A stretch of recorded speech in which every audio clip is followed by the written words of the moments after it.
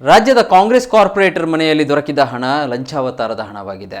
ಗುತ್ತಿಗೆದಾರ 600 ಕೋಟಿ ಕಮಿಷನ್ ಆಧಾರದಲ್ಲಿ ಬಿಡುಗಡೆ ಮಾಡಿ ಆ ಹಣ ಐಟಿ ದಾಳಿಯಲ್ಲಿ ಸಿಕ್ಕಿದೆ. ಇದಕ್ಕೆ ಪುರಾವೆಯೂ ಇದ್ದು ಕಾಂಗ್ರೆಸ್ ನಾಯಕರಿಗೆ ಮತ್ತೆ ತಿಹಾರ್ ಜೈಲ್ ಕೋಣೆ ಸಿದ್ಧವಾಗುತ್ತಿದೆ ಎಂದು ಬಿಜೆಪಿ ರಾಜ್ಯಾಧ್ಯಕ್ಷ ನಳಿನ್ ಕುಮಾರ್ ಕಟೀಲ್ ಹೇಳಿದ್ದಾರೆ.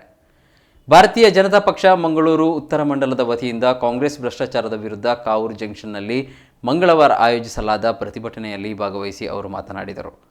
ಹಿಂದೆ ನಮ್ಮ ಸರ್ಕಾರ PCM 40% ಸರ್ಕಾರ ಎಂದು ಸುಳ್ಳು ಆರೋಪ ಮಾಡಿದರು. ಸಾಕ್ಷ್ಯ ನೀಡಿ ಎಂದರೆ ಅದು ಇರಲಿಲ್ಲ. 4 ತಿಂಗಳಲ್ಲಿ ಸಾಕ್ಷ್ಯ ಇಲ್ಲದೆ ಯಾವುದೇ ಮಂತ್ರಿಯನ್ನ ಜೈಲಿಗೆ ಕಳುಹಿಸಲು ವಿಫಲರಾದರು. ಇದೀಗ ಕಾಂಗ್ರೆಸ್ ಸರ್ಕಾರವೇ 80% ಸರ್ಕಾರವಾಗಿದೆ. ಹಣ ಪಡೆದ ಬಗ್ಗೆ ಚೀಟಿಯು IT ಅಧಿಕಾರಿಗಳಿಗೆ ದೊರೆತಿದೆ. ಪಂಚರಾಜ್ಯ ಚುನಾವಣೆಗೆ ಕಳಿಸಲು ಇಟ್ಟ ಹಣವಾಗಿದೆ ಎಂಬುದು ಸ್ಪಷ್ಟ. ಕರ್ನಾಟಕ ಕಾಂಗ್ರೆಸ್ ಹೈಕಮಾಂಡ್ಗೆ ATM ಆಗಿದೆ. ಕೂಡಲೇ ಮುಖ್ಯಮಂತ್ರಿ ಸಿದ್ದರಾಮಯ್ಯ, ಉಪಮುಖ್ಯಮಂತ್ರಿ DK ಶಿವಕುಮಾರ್ ರಾಜೀನಾಮೆ ನೀಡಬೇಕು ಹಾಗೂ ಈ ಪ್ರಕರಣವನ್ನು CBI ತನಿಖೆಗೆ ನೀಡಬೇಕು. ಈ ಮೂಲಕ ತಮ್ಮ ಸಾಚಾತನ ಸಾಬೀತುಪಡಿಸಲಿ ಎಂದು ಸವಾಲು ಹಾಕಿದರು. ರಾಜ್ಯದಲ್ಲಿ ಅಧಿಕಾರಿಗಳ ವರ್ಗಾವಣೆಗೆ ಹಣ ನಿಗದಿಪಡಿಸಲಾಗಿದೆ. ವರ್ಗಾವಣೆ ದಂಧೆಯಾಗಿ ಬೆಳೆದು ನಿಂತು ತಾಲೂಕು ಕಚೇರಿಯಿಂದ ಎಲ್ಲೆಡೆ ಲಂಚ ಕೀಳುವ ಪರಿಸ್ಥಿತಿ ಉಂಟಾಗಿದೆ.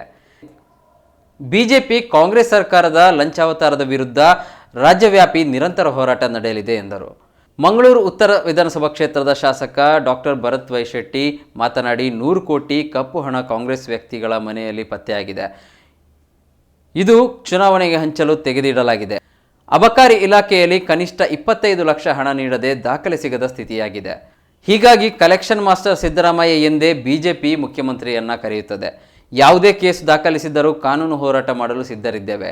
ಮಂಗಳೂರಿಗೆ ಲಂಚ ಕೊಟ್ಟು ಸ್ಥಾನಕ್ಕೆ ಬಂದ ಅಧಿಕಾರಿಯೊಬ್ಬರು ಕೋಟಿ ಕೊಟ್ಟು ಬಂದು ಜನರ ಸುಲಿಗೆ ಮಾಡುವ ಮಾಹಿತಿ ಬರುತ್ತಿದೆ. ಖಜಾನೆಯಲ್ಲಿ ಹಣವಿಲ್ಲದ ಕಾರಣ ನಮಗೆ ಅನುದಾನ ಸಿಗುತ್ತಿಲ್ಲ. ಈ ಸರ್ಕಾರದ ಅಭಿವೃದ್ಧಿಯಲ್ಲಿ ಅಭಿವೃದ್ಧಿ ಎಂಬುದು ಶೂನ್ಯವಾಗಲಿದೆ ಎಂದರು. ಒಂದು ಕಡೆ ನಮ್ಮ ಸರ್ಕಾರ ಇತ್ತು, ರಾಜ್ಯದಲ್ಲಿ ಸನ್ಮಾನ್ಯ ಯಡಿಯೂರಪ್ಪ ಮುಖ್ಯಮಂತ್ರಿ ಆಗಿದ್ರು, ಬೊಮ್ಮಾಯಿಯವರು ಮುಖ್ಯಮಂತ್ರಿ ಆಗಿದ್ರು.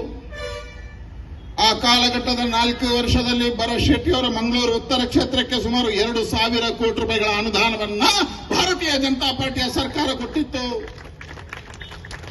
ದೇವಸ್ಥಾನಗಳು, ಮಠ ಮಂದಿರಗಳು, ಹಳ್ಳಿಯ ರಸ್ತೆಗಳು, ಮಂಗಳೂರಿನ ನಗರದ ಅಭಿವೃದ್ಧಿಗಾಗಿ ಅನುದಾನಗಳನ್ನು ಕೊಡುಗೆಯಾಗಿ ನಮ್ಮ ಸರ್ಕಾರ ಕೊಟ್ಟಿತ್ತು. ಆಗ ಸುಳ್ಳು ಆಪಾದನೆಯನ್ನ ಕಾಂಗ್ರೆಸ್ ಮಾಡಿತ್ತು. PCM 40% ಸರ್ಕಾರ ಅಂತ ಹೇಳಿದ್ರು. ಆದ್ರೆ ಒಂದೇ ಒಂದು ದಾಖಲೆಯನ್ನ ಕೊಡುವುದಕ್ಕೆ ಆಗಿನ ಕಾಂಗ್ರೆಸ್ ಪಾರ್ಟಿ ವಿಫಲ ಆಯಿತು. ಅದ್ಯಾಕೆ ಇವತ್ತು 4 ತಿಂಗಳುಗಳ ಕಾಲ ಸಿದ್ದರಾಮಯ್ಯನವರ ಸರ್ಕಾರ ಬಂದಾಯ್ತು. ಒಂದೇ ಒಂದು ತನಿಖೆಯಲ್ಲಿ ಒಬ್ಬನೇ ಒಬ್ಬ ನಮ್ಮ ಮಾಜಿ ಮಂತ್ರಿಯನ್ನಾಗಲಿ ಶಾಸಕರನ್ನಾಗಲಿ ಜೈಲಿಗೆ ಹಾಕುವ ಶಕ್ತಿ ಇವರಿಗಿರಲಿಲ್ಲ. ಯಾಕೆ ಹೇಳಿದ್ರೆ ಇವತ್ತು ಅದರಲ್ಲಿ ಒಂದೇ ಒಂದು ದಾಖಲೆಗಳನ್ನು ಕೊಡುವಲ್ಲಿ ವಿಫಲ ಆಯಿತು. ಭ್ರಷ್ಟಾಚಾರದ ಹಣದಲ್ಲಿ ಆಟ ಆಡ್ತಾ ಇದೆ. ಪಂಚ ರಾಜ್ಯಗಳ ಚುನಾವಣೆಗೆ ATM ಕರ್ನಾಟಕ ಆಗ್ತಾ ಇದೆ. ಕಾಂಗ್ರೆಸ್ನ ಹೈಕಮಾಂಡಿಗೆ ATM ಕರ್ನಾಟಕ ಆಗ್ತಾ ಇದೆ. ಕಾಂಗ್ರೆಸ್ ಇವತ್ತು ಹೈಕಮಾಂಡಿಗೆ ಹಣ ಕರ್ನಾಟಕದಿಂದ ಹೋಗ್ತಾ ಇದೆ.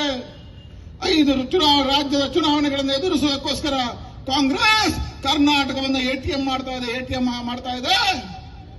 ಹಾಗಾಗಿ ಇವತ್ತು PCM ಇವತ್ತು ಸಿದ್ದರಾಮಯ್ಯ ಆಗ್ತಾ ಇದ್ದಾರೆ. PCM ಸಿದ್ದರಾಮಯ್ಯ. ಹಾಗಾಗಿ ಹೇಳ್ತಾ ಇದ್ದೇನೆ, ATM ಇವತ್ತು ಕರ್ನಾಟಕದ ನಡೀತಾ ಇದೆ. ಕರ್ನಾಟಕದ ಇವತ್ತು ಗ್ರಾಮ ಪಂಚಾಯತಿಯಿಂದ ಹಿಡಿದು ವಿಧಾನಸಭೆಯವರೆಗೆ ಲಂಚಾವತಾರಗಳು ನಡೀತಾ ಇದೆ. ಸಿದ್ದರಾಮಯ್ಯನ ಮಗನ ಹೆಸರು ಉಲ್ಲೇಖ ಆಗ್ತಾ ಇದೆ. ಭೈರತಿಯ ಹೆಸರು ಉಲ್ಲೇಖ ಆಗ್ತದೆ. ಭೈರತಿ ಸುರೇಶ್ ಹೆಸರು ಉಲ್ಲೇಖ ಆಗ್ತಾ ಇದೆ. ಭ್ರಷ್ಟಾಚಾರಗಳು ವಿಧಾನಸಭೆಯಿಂದ CM ಕಚೇರಿಯಿಂದ ನಡೀತಾ ಇದೆ. ಇವತ್ತು ಅದನ್ನು ನಾವು ಹೇಳ್ತಾ ಇಲ್ಲ, ಕಾಂಗ್ರೆಸ್ನ ಶಾಸಕರು ಹೇಳ್ತಾ ಇದ್ದಾರೆ. ಈಗ ಇವರು 100 ಕೋಟಿಯಷ್ಟು ಹಣ ಏನು ಸಿಕ್ಕಿದೆ, ಇದ್ರ ಹಿಂದೆ ಇಮ್ಮಿಡಿಯೇಟ್ ಆಗಿ ಸೂಚನೆಗಳನ್ನು ಕೊಟ್ಟಿದ್ದಾರೆ ಪಾಪ ಪೊಲೀಸ್ ಅಧಿಕಾರಿಗಳಿಗೆ.